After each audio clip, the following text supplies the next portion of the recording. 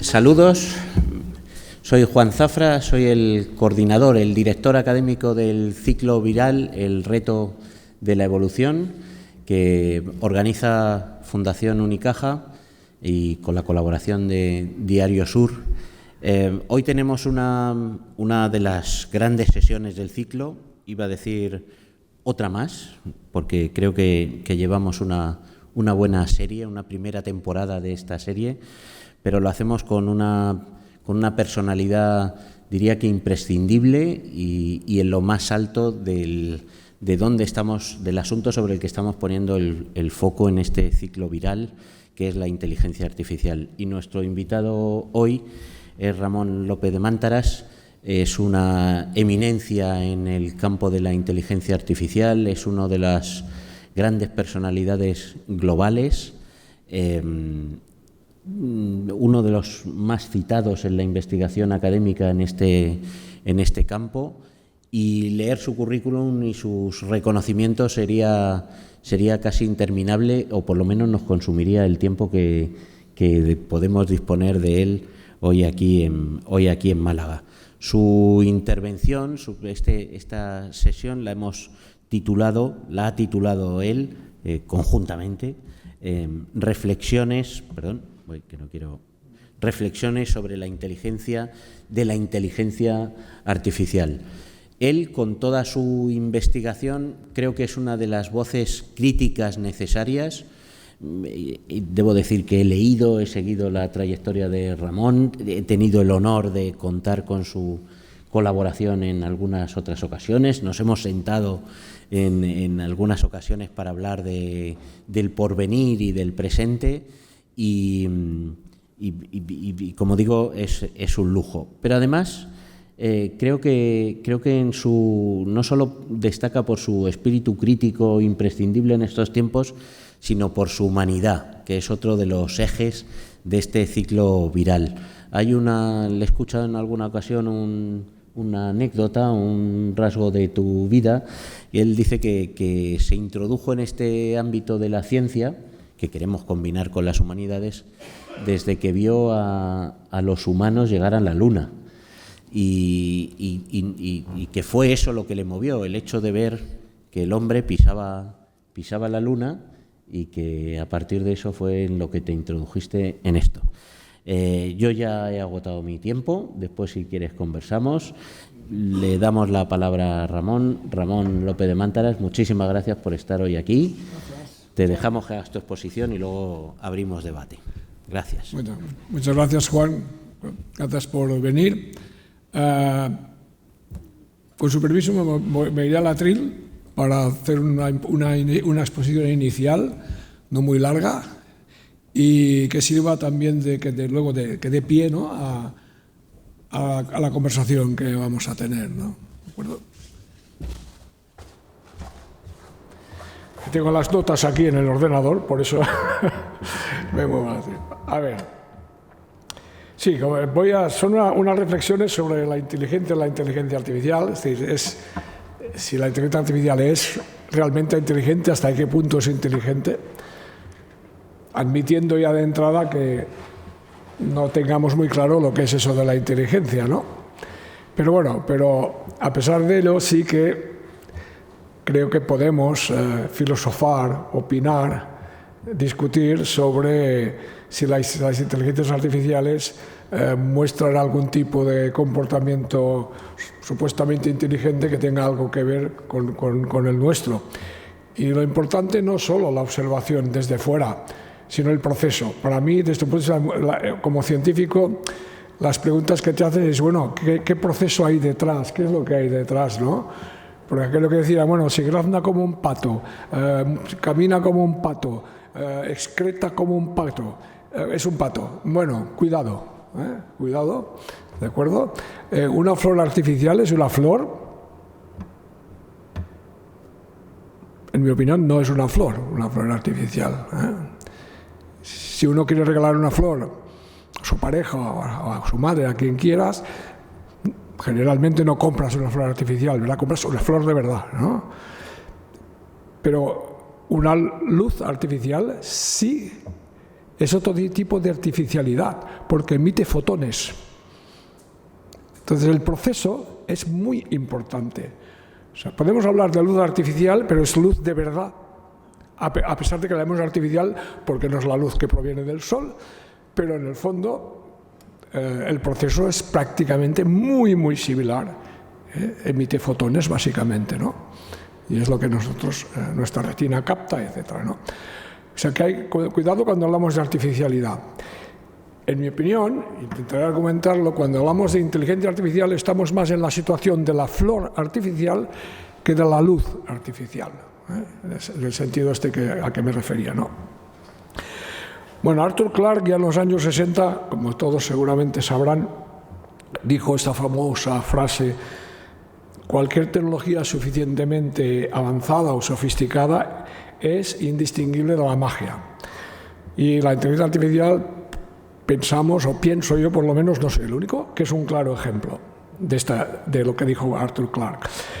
Cuando se informa de los espectacularísimos éxitos, y lo vemos casi a diario, de la inteligencia artificial, ¿qué hacemos? ¿Qué hace la gente? Pues tendemos a antropomorfizar y le atribuimos una capacidad casi mágica, ¿no?, de hacer prácticamente cualquier cosa que los humanos pueden hacer incluso mejor. Eso es lo que hacemos este salto en el vacío casi, porque hace muy bien, porque resuelve muy bien el problema del pliegue de las proteínas, o juega muy bien a Go o al ajedrez, o en fin, hace X muy bien, una cosa específica muy bien, y hacemos el salto de que especulamos ya o nos creemos que es capaz de hacer ya cualquier otra cosa, ¿no? Porque eso son cosas que no son nada fáciles de hacer, las que he comentado, ¿no?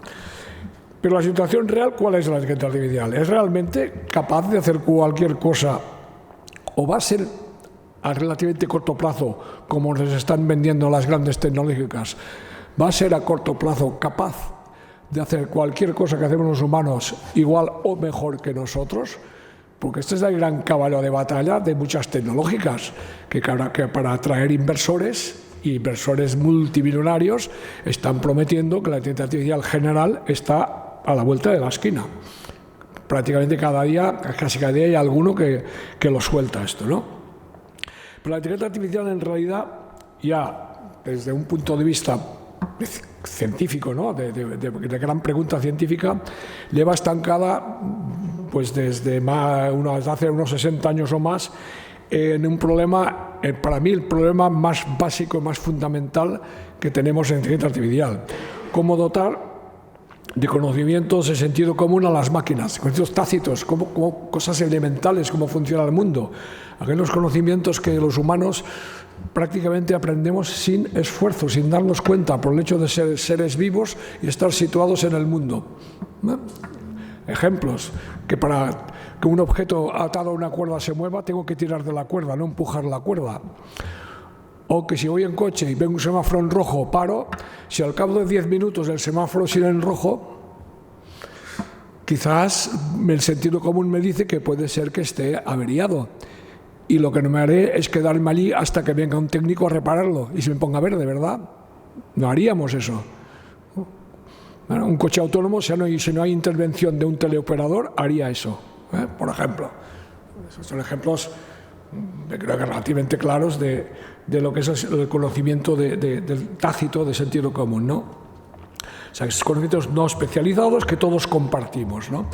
Esta ausencia de este tipo de conocimiento en las inteligencias artificiales, para mí es la principal barrera por la cual no podemos decir que comprendan realmente el lenguaje, que comprendan lo que generan o que comprendan lo que les preguntas, por ejemplo, ¿no?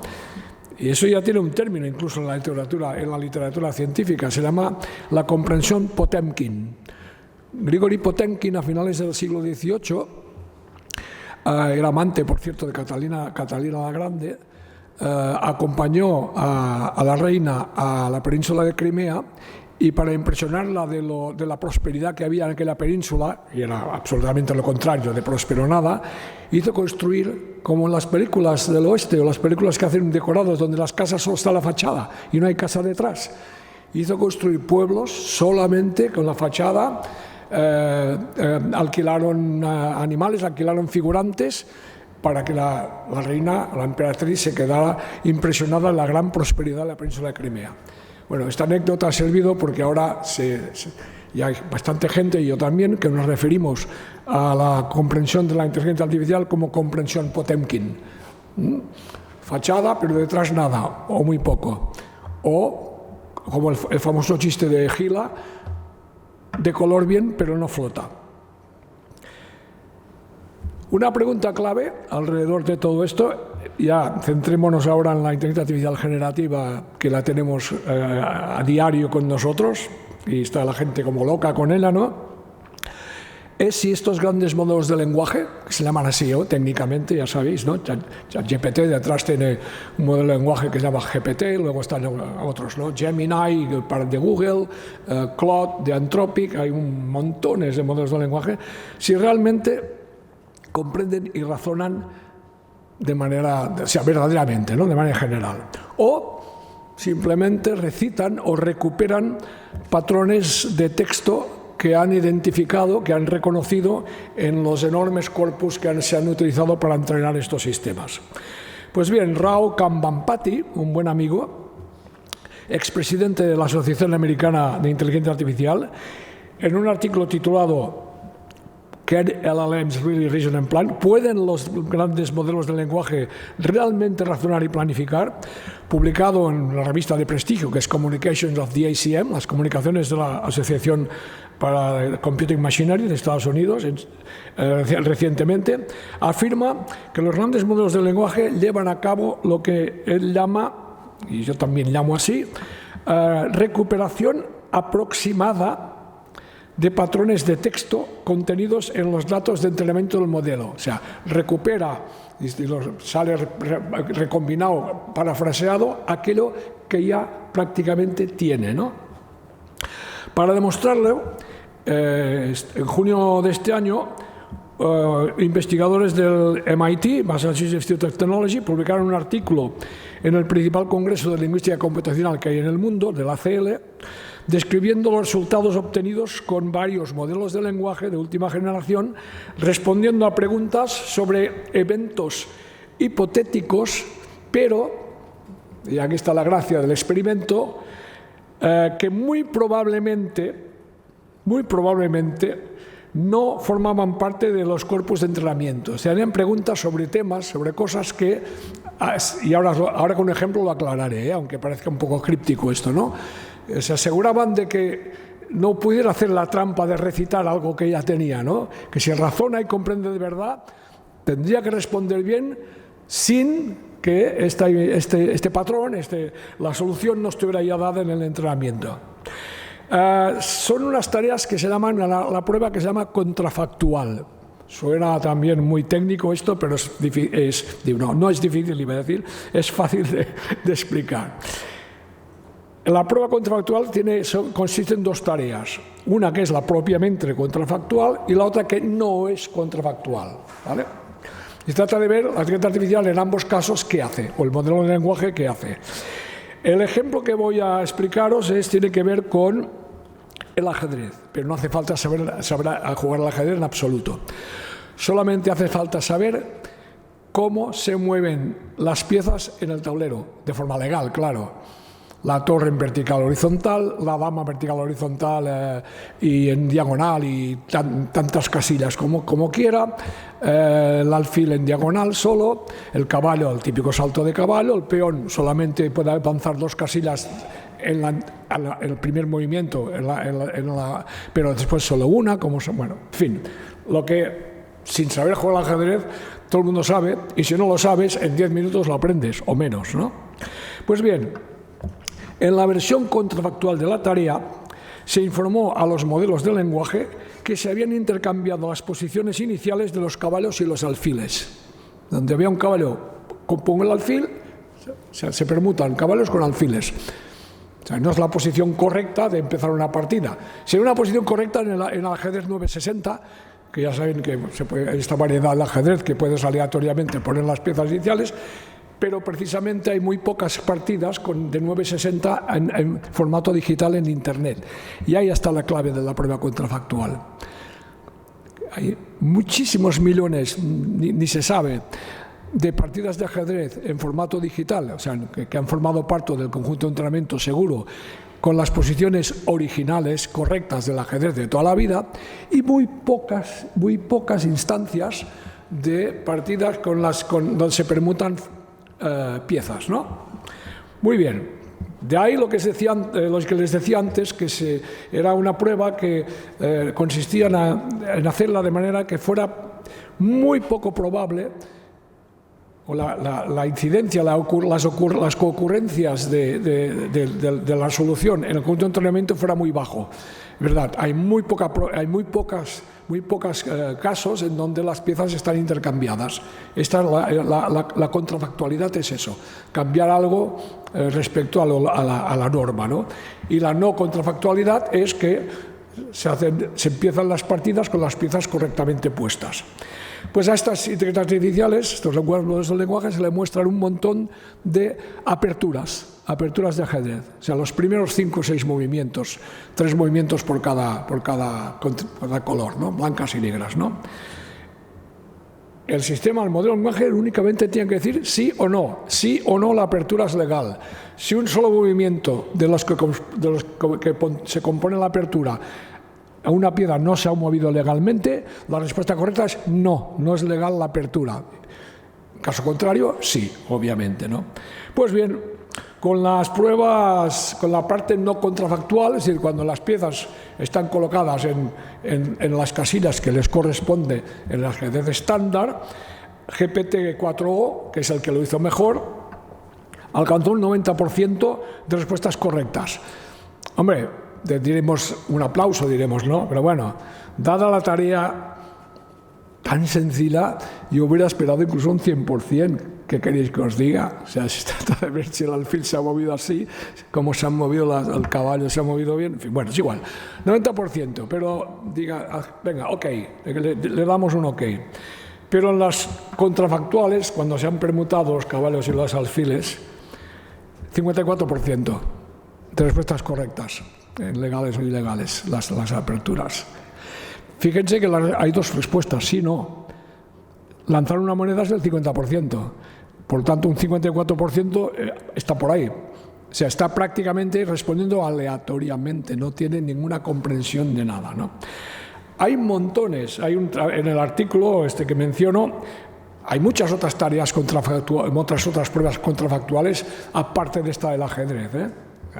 Pero bueno, quería resumirlo un poco, ¿no? O sea, por lo tanto, después de ver que caen prácticamente a la pura aleatoriedad cuando en las tareas contrafactuales, las que se puede decir que no hay suficiente presencia estadísticamente hablando en el conjunto de entrenamiento, no estaban ya estas preguntas o similares y respuestas ya dadas, entonces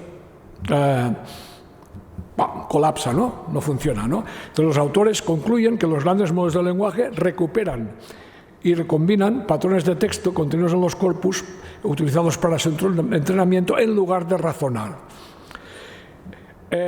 Este problema de mezclar, de no haber separado el conjunto de entrenamiento del conjunto de test, tiene un nombre, se llama data contamination, contaminación de datos, en el mundo técnico, ¿no? Este problema surge, como decía, cuando las preguntas y respuestas de las pruebas a las que sometemos a un sistema de inteligencia artificial forman parte aproximadamente de los datos de entrenamiento. Hemos mezclado, hemos metido en el entrenamiento, y cuando hacemos la prueba, estamos haciendo la prueba con las mismas preguntas o muy parecidas, con muy pequeñas variaciones con las que ya se le ha entrenado al sistema. Y claro, en el entrenamiento se le ha dado la pregunta y la respuesta, claro. Por lo tanto, aquí hay como un poco de trampa, ¿no? Es como el estudiante que aprueba el examen porque lo ha memorizado todo. Una memoria prodigiosa, y puede hacer el examen bien porque ha memorizado las respuestas, porque ha hecho cientos o miles de ejercicios muy similares al que le sale en el examen. Como cuando entrenas o enseñas a un estudiante a aprobar el examen, no a comprender el concepto.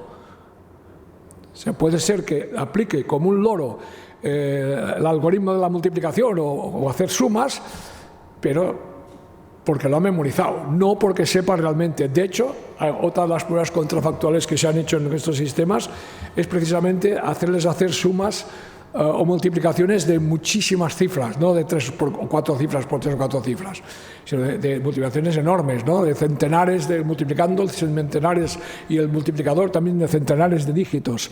Fallan estrepitosamente. Bueno.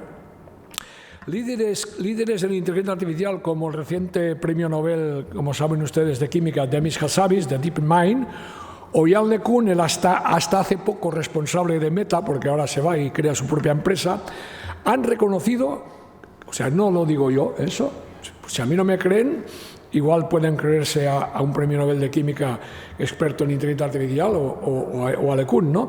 Que los grandes modelos del lenguaje por sí solos no son el camino hacia la adquisición de conocimientos de sentido común, y por lo tanto no son el camino hacia que la inteligencia artificial comprenda el lenguaje en particular y comprenda el mundo. ¿El camino a seguir cuál es? Pues pasa por adquirir un modelo del mundo. Que la inteligencia artificial aprenda un modelo del mundo. Claro, eso se dice muy rápido. Es una tarea extraordinariamente compleja. Yo llevo desde el 2015 trabajando en el aprendizaje de relaciones causa-efecto con robots antropomórficos, interactuando con objetos.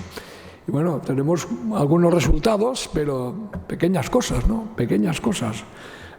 Tesis doctorales enteras para conseguir que un robot antropomórfico pueda aprender la relación causa-efecto, posición del dedo y nota musical que suena.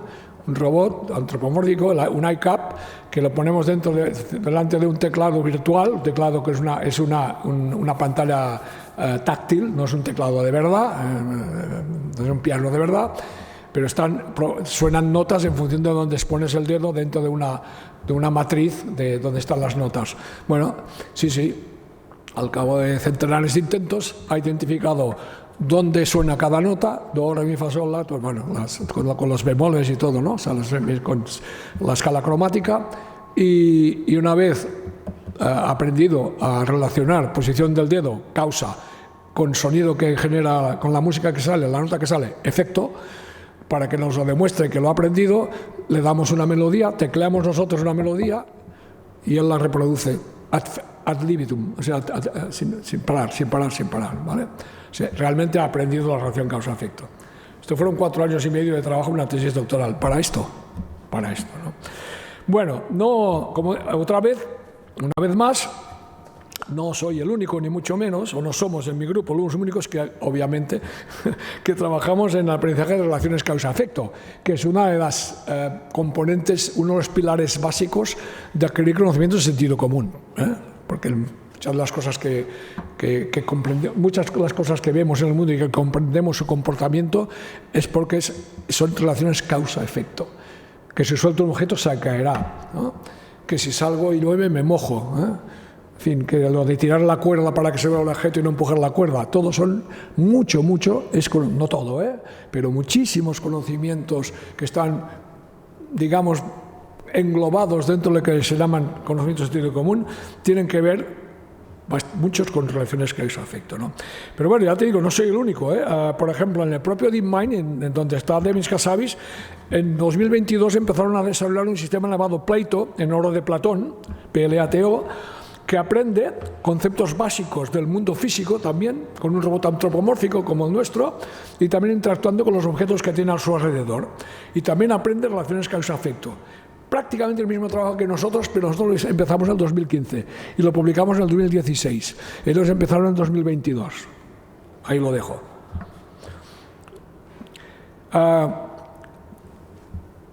¿Por qué creo que es tan importante este conocimiento, sentido común, para comprender el mundo y el lenguaje? Pues les voy a contar una anécdota personal. Que está relacionada con esto, que significa la comprensión profunda del lenguaje mediante una interacción multisensorial con el mundo. Les he hablado del robot antropomórfico. No es casualidad que sea un robot antropomórfico, ¿no? Es porque tiene visión estereoscópica, tienen dos brazos y 2 manos con 5 dedos cada una, sí, tienen unos actuadores y unos sensores de alguna manera inspirados o similares a lo que tenemos los humanos, ¿no? Son multisensoriales y son corpóreos, porque tienen el robot, es una cosa corpórea, ¿no? Entonces, voy a la anécdota personal. En mi primer viaje a la India, esto ya era en 2005, un día justo antes de entrar en un cine para ver una película de las famosas películas de Bollywood, ya saben, fue en Bombay, compré unos llamativos dulces que estaban ahí, los vendían en el vestíbulo. El vendedor, prácticamente sin conocimientos de inglés, obviamente yo sin ningún conocimiento ni de hindi ni de nada, me dijo, "Isti kamika". El is lo dijo en inglés, is, ¿no? Pero el tikamita, isti kamita. Bueno, intenté aclarar, pero no hubo manera, pero te los compré, es igual, lo compré y entré en el cine. Muy bien, una vez dentro del cine, me puse uno de estos caramelos en la boca. Muy bien, madre mía, un sabor picante no se lo pueden ni imaginar. Así aprendí que tikamita significa dulce picante. Luego me informé, además, con colegas de la India. Hoy, casi 20 años después, tikamita, para mí no significa solo dulce picante. Para ustedes quizás sí, para mí no. ¿Por qué? Para mí significa aquel caramelo que me comí con lágrimas en los ojos mientras veía una alegre película de Bollywood en un cine de Bombay. Eso para mí es tikamita. Detrás de tikamita, de estas listas de letras y de estas palabritas, hay toda una experiencia subjetiva. Esto es muy importante tenerlo en cuenta. Esta comprensión profunda del lenguaje tiene un nombre en lingüística. Se llama semántica denotacional. Denotacional en el sentido que le dio el padre de la lingüística moderna, Ferdinand de Saussure, que dice que los significantes, que son las palabras, las letritas, una detrás de otra,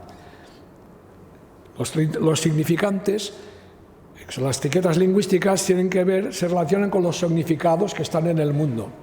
O sea, I-S-T-H-I-K-K-A, tikamita, ¿no? Esto es el significante, el tikamita es el significante, pero el significado es lo que los he contado después, la experiencia en el mundo, ¿no? Esta semántica es muy diferente de la semántica superficial y también llamada distribucional de los grandes modelos de lenguaje, que se limita, como saben algunos, a que palabras con significados contextualmente similares se representan mediante vectores multidimensionales similares. Vectores de miles o decenas de miles de dimensiones. Actualmente, absolutamente ningún modelo de lenguaje puede adquirir el significado denotacional del lenguaje. Imposible. Para empezar, tendrían que tener cuerpo, para empezar. Esta importancia del cuerpo no es nuevo. John Locke, es filósofo en el siglo XVII, ya escribió que las experiencias a través de los sentidos son la base de nuestro conocimiento. Maurice Merleau-Ponty, uno de los grandes exponentes de la corriente filosófica que se llama la fenomenología, también insistió en la importancia del cuerpo en la interacción y comprensión del mundo. Los creadores de sistemas de lenguaje, de inteligencia artificial y grandes modelos de lenguaje están principalmente interesados en el poder persuasivo de estos modelos, que lo tienen y mucho, haciendo que parezca que entienden el lenguaje con la intención de hacernos creer que son precursores de futuras inteligencias artificiales generales con el fin de atraer grandes inversiones, ¿no? Un poco la comprensión Potemkin, ¿no?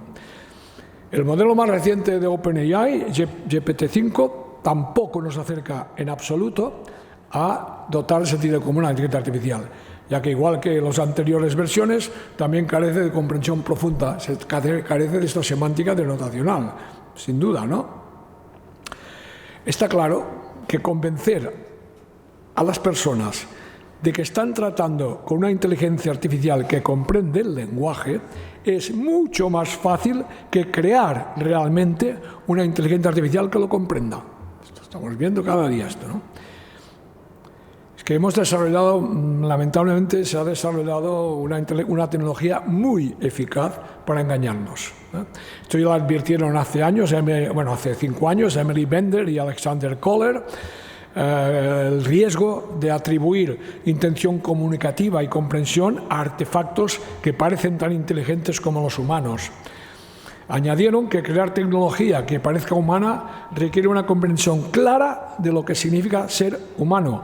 De lo contrario, corremos el riesgo de humanizar la inteligencia artificial, deshumanizándonos a nosotros mismos. Lamentablemente, esta advertencia de Bender y Keller ha sido profética. Y ha habido varios casos de suicidios de personas vulnerables que han sido en parte inducidos por una tecnología que acapara insaciablemente su atención y es cada vez más hábil haciéndose pasar por un ser humano. Desafortunadamente, las grandes tecnológicas no cesan de desplegar imprudentemente esta tecnología, aplicando el infame lema de Mark Zuckerberg: muévete deprisa y rompe cosas. Aunque las cosas que rompas puedan llegar a ser, como vemos en algunos casos, vidas de personas, ¿no? En fin, voy terminando. Y luego vamos a pasar con Juan a conversar más acerca del tema y con ustedes también, obviamente, los que quieran intervenir.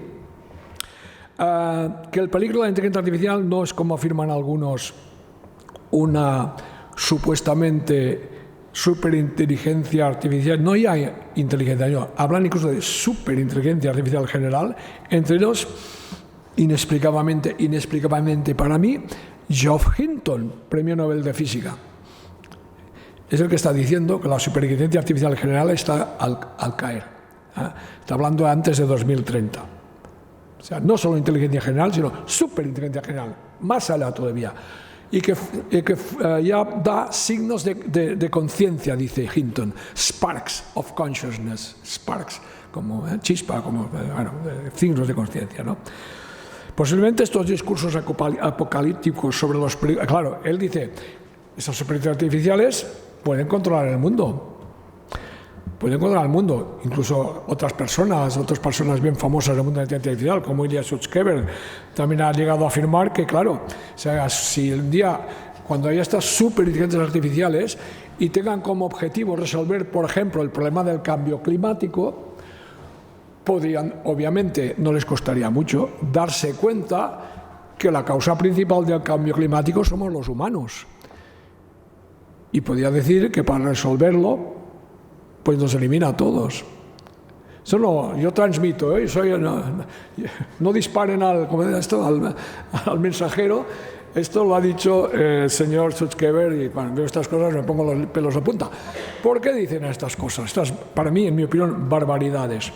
Porque creo que es una forma interesada. Lo dicen interesadamente porque esto es como una cortina de humo para distraernos y tratar de ocultar los verdaderos problemas de la inteligencia artificial, que ya los tenemos desde hace bastante tiempo encima de la mesa.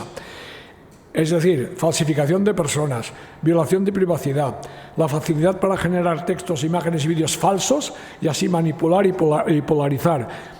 Y en particular influir, por ejemplo, en procesos de votación. La vigilancia y control masivo de la ciudadanía. La dotación de autonomía a los sistemas de inteligencia artificial, y en particular las armas letales autónomas. Los sesgos de los algoritmos. La imposibilidad de la inteligencia artificial de rendir cuentas sobre sus decisiones. La incapacidad que también tiene de explicar sus decisiones. Son cajas negras. La insostenibilidad energética de esos grandes modelos de lenguaje. La confianza excesiva en el tecnosolucionismo, es decir, las supuestas grandes capacidades de la inteligencia artificial para resolverlo todo. Y el poder excesivo de un puñado de grandes empresas tecnológicas que despliegan imprudentemente la inteligencia artificial generativa y que exageran e incluso mienten sobre las capacidades de sus productos, con el objetivo, como decía antes, de atraer más y más inversores y maximizar su valoración bursátil, ¿no? Bien, yo de momento, si me lo permiten, pararía ahora aquí y pasamos a la segunda parte de la conversación. Muchas gracias por su atención.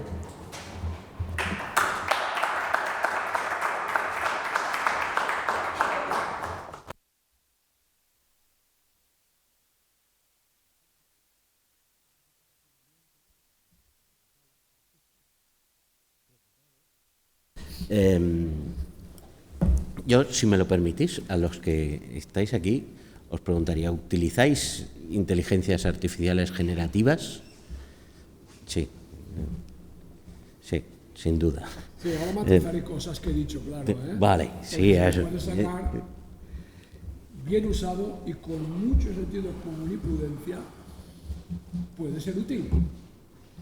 Ahora, no, estaba encendido. Sí, sí. Sí, está encendido, no sé. Sí, ahora no sí. sé.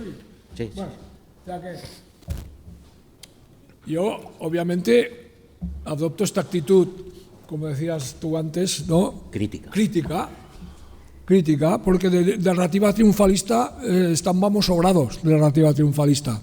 Yo pienso que es sano, es un ejercicio, creo, sano, ¿no?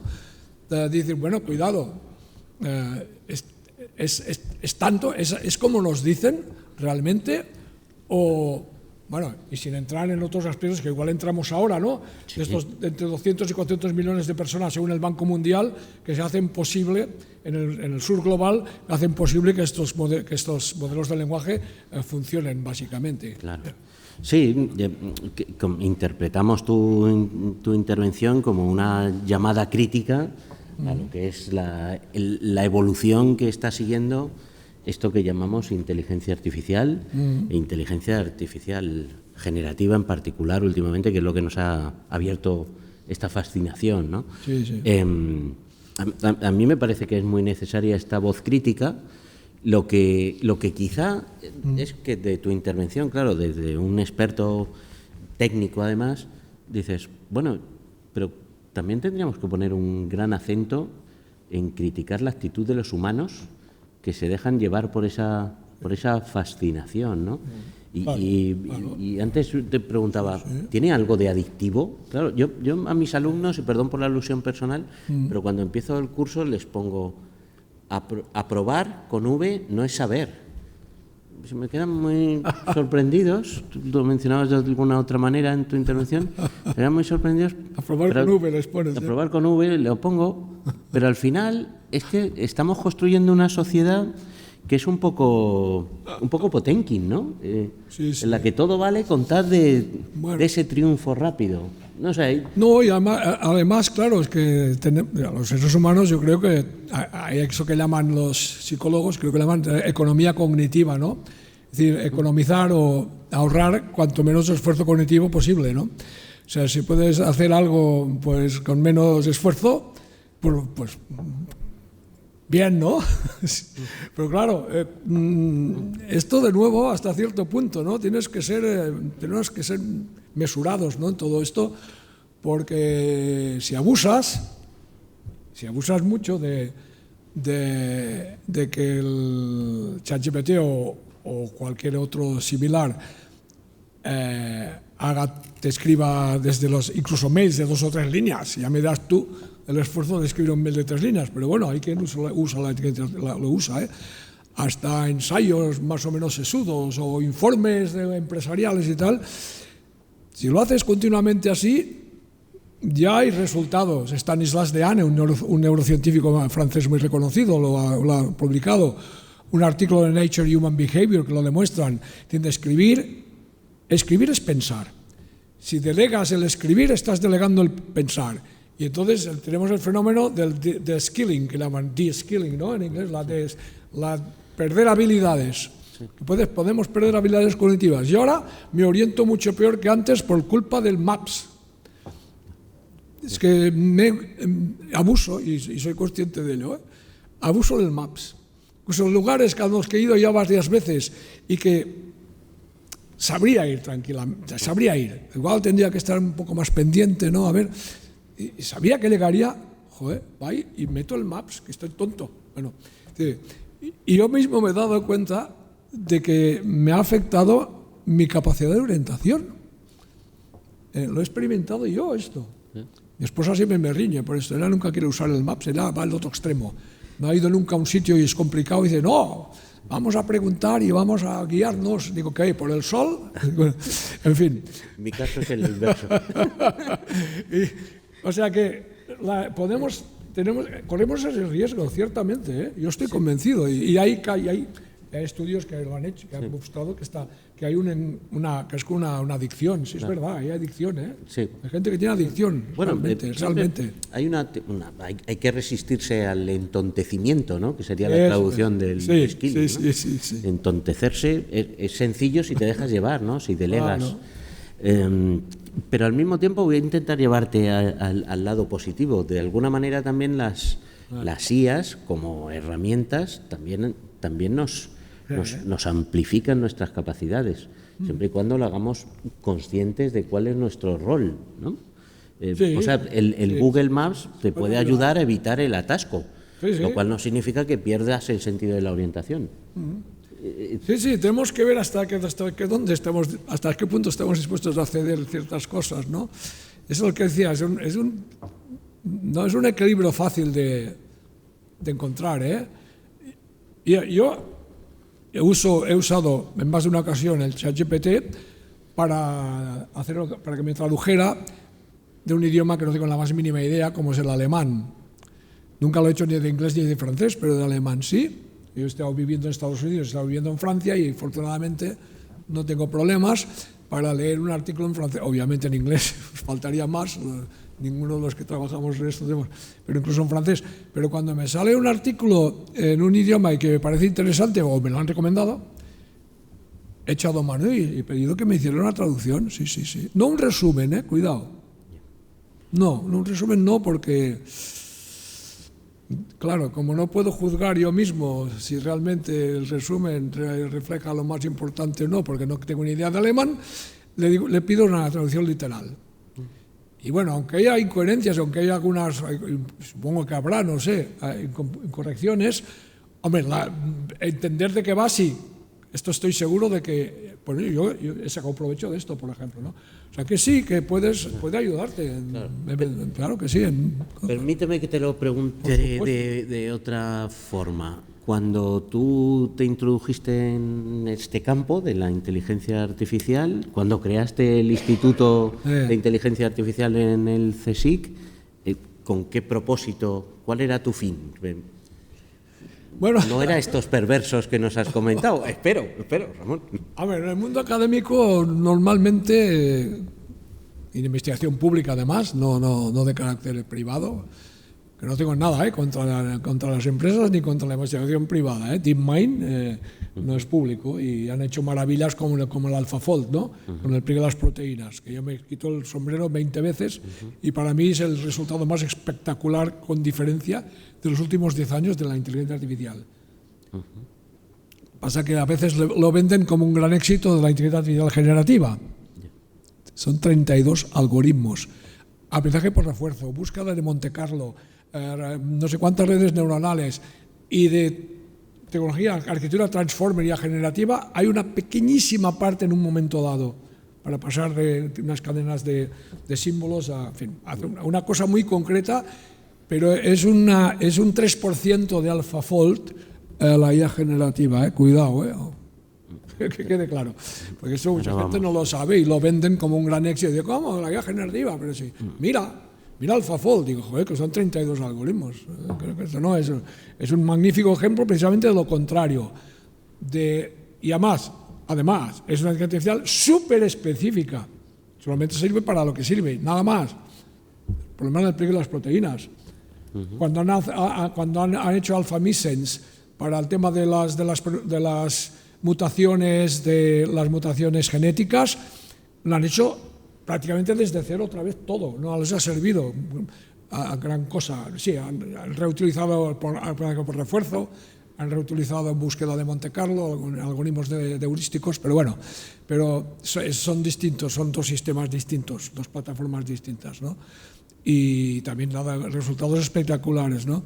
Es un ejemplo bueno de lo que yo siempre digo muchas veces, y lo publiqué hace muchísimos años ya, hacia sistemas integrados, le llamaba. Sistemas que integren un montón de cosas. Razonamiento, planificación, comprensión, módulos integrados. Un poco en la idea de los sistemas multiagente, ¿no? Y se ve, bueno, por lo menos mi experiencia, por lo que he visto, hemos hecho en mi instituto y visto que hacen fuera también, obviamente, para atacar un problema enormemente complejo, raramente con un único algoritmo o una única técnica lo vas a resolver, si es muy complejo. Siempre requiere de la coordinación, cooperación de un montón de cosas, 32 cosas en el caso de AlphaFold, ¿no? O sea, si he entendido tu respuesta, ¿tu propósito era resolver problemas humanos? Problemas complejos. A ver, en su momento, cuando se inauguró empezamos con un departamento de un centro del CSIC que se llamaba Centro de Estudios Avanzados, un departamento de inteligencia artificial que éramos media docena de personas. En el 94 se transforman ya en el instituto actual y ahora somos 100 y pico, ¿no? Se han leído 150 y tantas tesis doctorales a lo largo de estos años, ¿no? Hemos tocado muchos temas, una gran variedad, como puedes imaginarte, ¿no? En aquel momento éramos poquitos y el tema principal de trabajo era lo que llamábamos modelos de razonamiento aproximado. Así que estamos desarrollando sistemas que imitaban el razonamiento humano, y de manera, aquel razonamiento que es en base a conocimiento incierto, que no es seguro. O sea, no es el silogismo aristotélico que los hombres son mortales, los humanos son mortales, si tú eres un humano eres mortal. No, sino conocimientos, en el caso de la medicina, en donde hay una incertidumbre acerca de la verdad o falsedad de las premisas de las reglas de inferencia. Entonces desarrollamos todo un modelo matemático detrás, con lógicas multivaluadas que se llaman, y lógicas difusas, fuzzy logic, que lo que hacen es intentar captar, de alguna manera, modelizar el significado de estas palabras que tienen un sentido no claro y contextual. Si yo digo joven, alto, a ver, esto no son predicados 1, 0, no son variables ciertas o falsas. ¿Una persona de 2,20 metros es alto? Sin duda. ¿Una persona de 1,60 m es alta? Sin duda no. Tendrías los dos extremos, pero en medio hay una gradación. La persona de 1,83 m es bastante alto. Bueno, el de 2,20 m sería muy alto. Entonces sería alto, pero ¿dónde está el límite entre alto y no alto? No puedes decir 1,75 m. Entonces, que el 74,9 es bajo y el 75,1, 2 centímetros más, ya es alto. No tiene sentido. Está lleno de conceptos que tienen esta naturaleza imprecisa en el mundo, ¿no? En el mundo del lenguaje. Lo que decimos nosotros es trasladamos unos modelos originales de representación de esta incertidumbre, de esta imprecisión en el lenguaje, que detrás había una lógica, como decía antes, multivaluada, que permitía transmitir la incertidumbre de las premisas hacia la conclusión. La conclusión venía matizada con un grado de veracidad o de confianza, si queréis, ¿no? Y lo aplicamos al diagnóstico de neumonías, por ejemplo, ¿no? La neumonía podría ser causada por un neumococo con una certeza, una confianza, digamos, bastante alta, no definitiva, ¿eh? Eso es lo que hacíamos. En aquel momento lo que me movió era porque yo había estado en Berkeley y me había dirigido a la tesis Lotfi Zadeh, el fundador de esta lógica difusa multivaluada, y bueno, cuando tienes un martillo todos se parecen clavos, ¿no? Entonces yo digo, bueno, con este martillo, cuando nos plantearon un problema de hacer un sistema de diagnóstico médico en colaboración con el Hospital General de Mataró, cerca de Barcelona, digo, bueno, pues aquí está lleno de conocimientos imprecisos. Pues venga, vamos a utilizar estas lógicas, ¿no?, para modelizarlo, y funcionaba muy bien, ¿no? O sea, mi primer objetivo fue un objetivo muy, como ves, muy específico, no muy ambicioso. O sea, mi ambición no era resolver el problema de la inteligencia artificial, no era hacer inteligencias artificiales generales o superinteligencias o yo qué sé. No, todo eso en aquella época no era un objetivo demasiado común. La verdad es que no era muy común. Lo fue a finales de los 50, primeros de los 60, cuando aparece la inteligencia artificial, después del 56, cuando John McCarthy le llama inteligencia artificial, aquellos que fundaron el campo sí que hablaban de sistemas capaces de resolver cualquier tipo de problemas generales. De hecho, Newell y Simon llegaron a esta reunión en Dartmouth con un software que llamaron General Problem Solver. Resolutor, ¿sería resolutor? No, resolvedor, pues igual.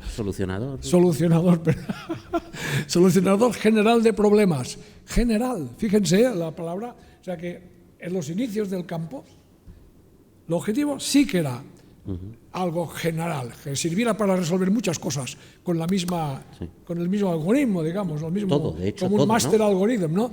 Después, esto desapareció prácticamente. Y esto se vuelve a recuperar recientemente. Sí. Bueno, esa fue la los primavera. De lenguaje y tal, ¿no? Primavera de la IA en aquel momento. Primavera, invierno. Y ahora que. Y ahora parece verano, que ¿no? yo qué sé lo que es, no lo sé. Por la cantidad de dinero que se mueve, un verano. Por dinero cantidades casi indecentes, ¿no? Ahora hablan ya de que se necesitan de aquí al 2030 $600.000 millones para seguir empujando la inteligencia artificial generativa, para seguir construyendo centros de datos y gigafactorías. ¿Y de dónde salen?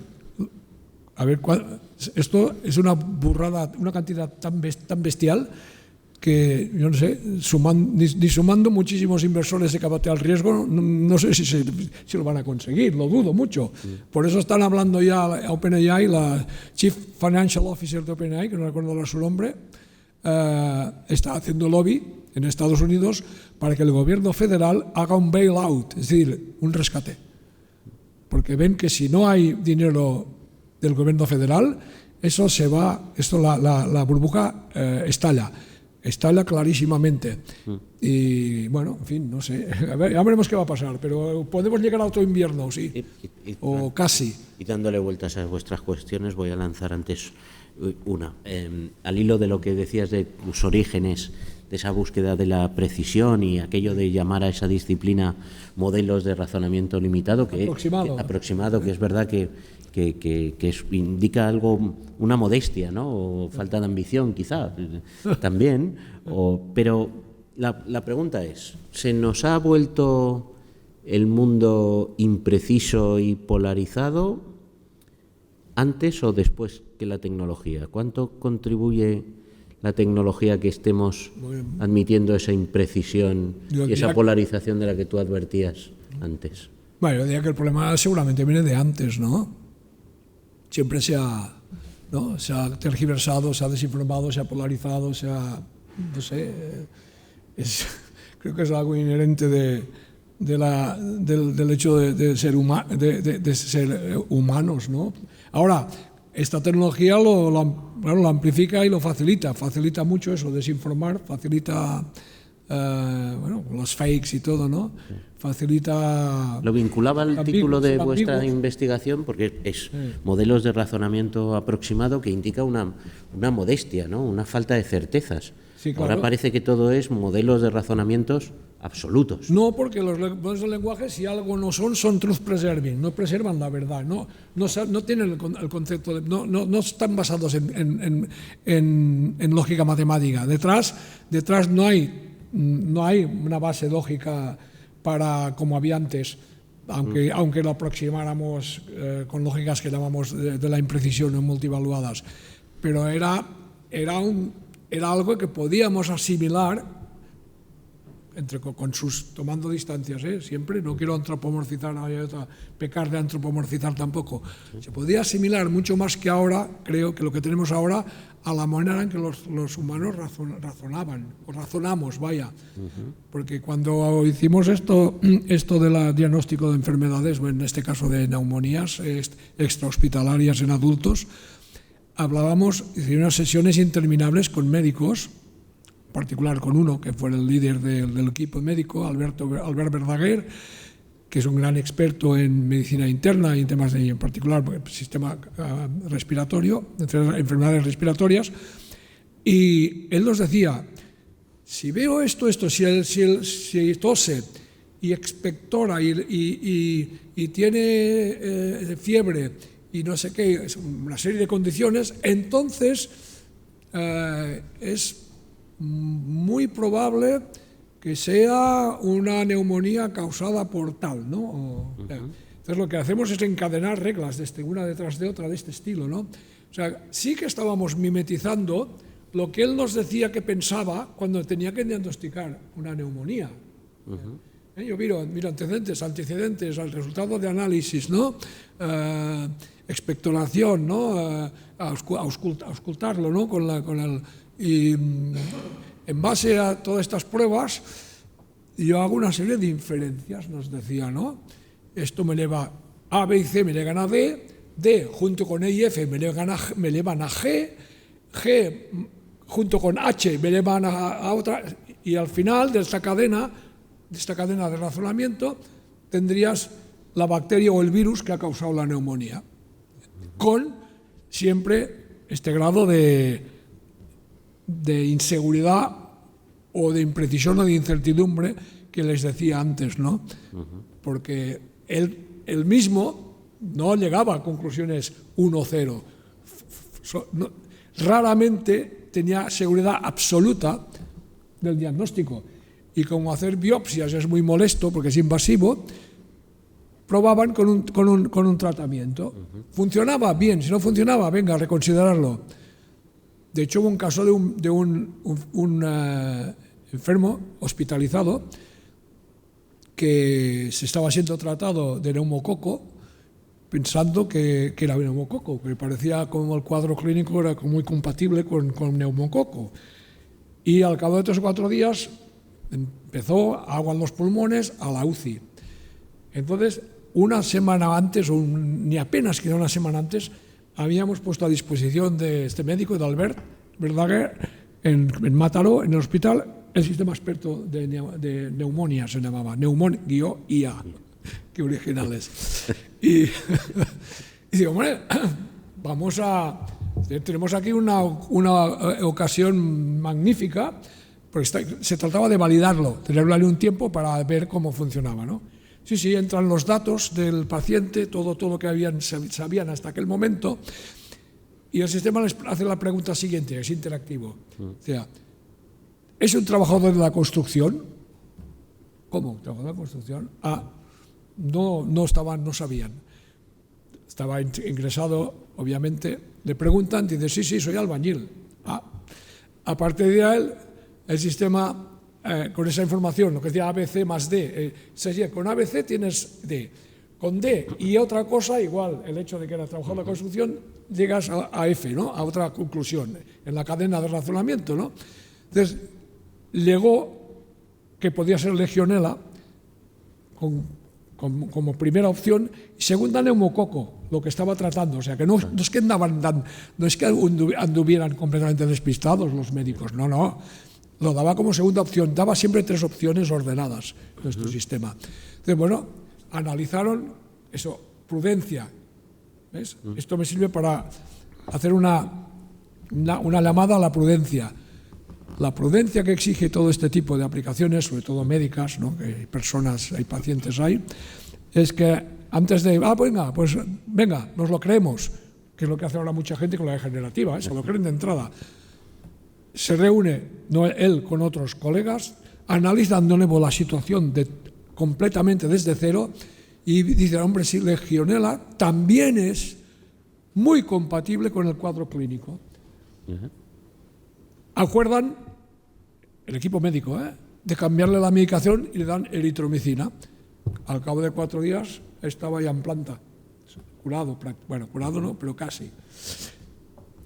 Es un ejemplo, yo creo que ilustra muy bien, ¿no? Eso que decía, que ahí se veía. ¿Por qué? Además, es muy interesante, porque no era una caja negra. El médico podía inspeccionar qué es lo que había hecho que la conclusión fuera legionela. Ha dicho legionela porque se han cumplido estas premisas. Ahí esta premisa era un dato clínico, pero de estas 3 premisas, una es consecuencia de otra inferencia. Sí. Hacen un razonamiento para atrás y pudieron observar, una caja completamente transparente, nada de negra, pudieron ver la línea de razonamiento que había seguido este sistema de diagnóstico, y así esto también les da como más confianza, ¿no? Es decir, bueno, parece que todo es coherente. En las informaciones en las que se ha basado para llegar a la conclusión que podía ser una legionela el causante de la neumonía, son muy razonables, y por eso dijeron, pues venga, cambiamos la medicación. Tomaron una decisión por sí mismos, es ¿no? lo contrario de lo que está ocurriendo ahora.